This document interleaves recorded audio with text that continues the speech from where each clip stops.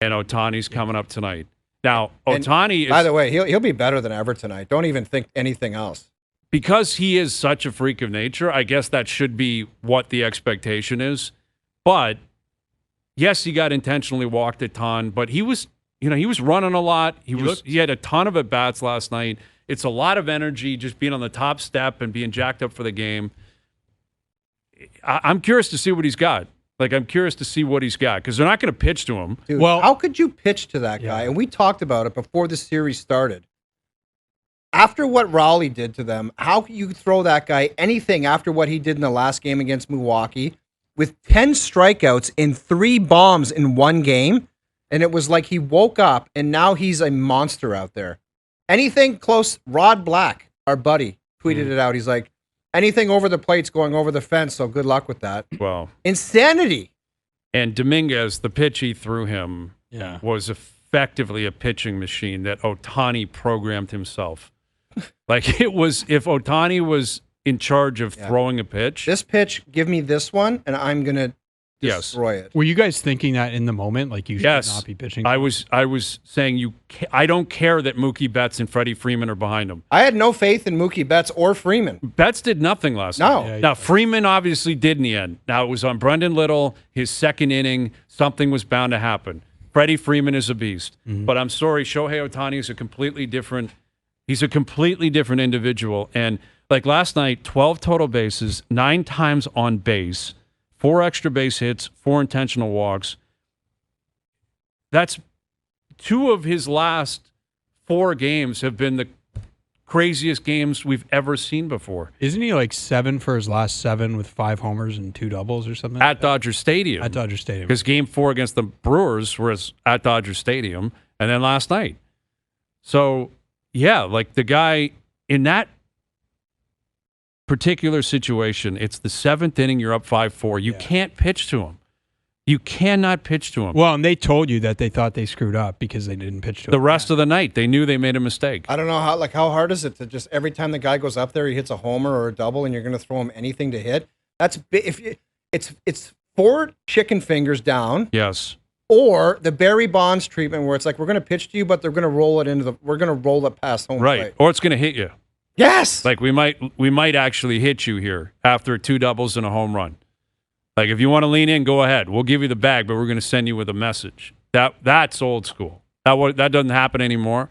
But I think it's pretty cool to see as a sports fan to see a guy in baseball because it's not like fluid like hockey where it's moving, but to see a guy dominate a baseball game like that, it's crazy. Like that's amazing. For a guy to dominate like that. And tonight he's going on the mound. I know that's what's crazy is that it doesn't stop with Ohtani. 2 doubles, 2 homers, and just on base every single time. And by the way, tomorrow night I'm going to be on the mound and dominating your asses. Like it's crazy how good that guy is.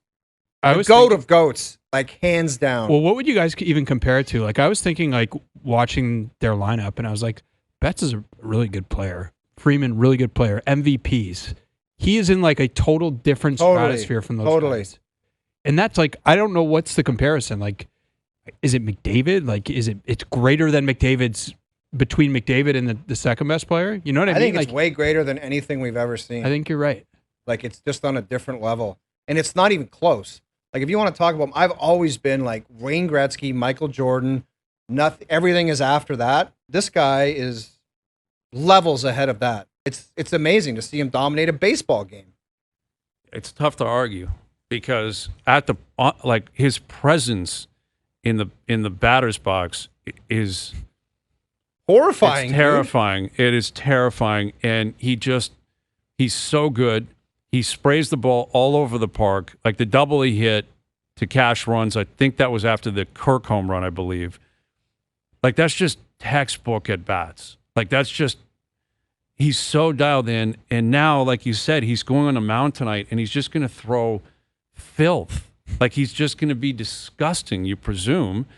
And what it does is put the pressure on Shane Bieber to match that or exceed it. Like Bieber's got to have the start of his life tonight. All the more so because who's going to go in? Exactly. Now on both sides, like Yeah. there's pressure on Ohtani too. He can't just give him 2 or 3 innings tonight. Yeah. They literally used everyone last night. Literally. They had Yamamoto up Yeah. in the bullpen. So the Dodgers are on fumes too. And if Dude, you're the Blue Jays, if you don't think Otani's giving them 6 dynamite innings, that's all he's going to give them. that's fine. But then that means Bieber's got to match it and keep it in check. And when they go to the bullpen, because both teams are going to do it, that's when you've got to win tonight if you're the Blue Jays. Clearly, I mean the World Series I think is on the line tonight.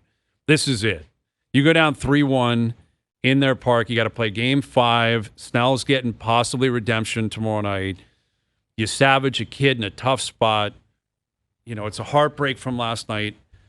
You got to win tonight. Like you got to tie the series up tonight, and it's going to be about getting after Ohtani. Like you've got to find a way to get him out of the game. And Springer's not going to be available. Like we don't know that officially, but I think he's done. Right? It feels like he's done. That leads to Bichette probably playing DH tonight, which I think is actually better for him. Just figure out your bat, right? Find a way to contribute offensively, and someone's got to come up large. Like even Vladdy, who's been fine, no extra base hits through 3 games. You know, Vladdy came up a lot in extra innings last night. He had chances to break it open, didn't happen. And like Jeff said, he's like the only guy. He's the guy that can match. Yeah, he may not. He maybe can't match, but he's a guy who can get close. Like if Ohtani's going to do that, Vladdy's got to basically be right behind him in terms of production, and especially with Springer out. Do you bat Bo leadoff?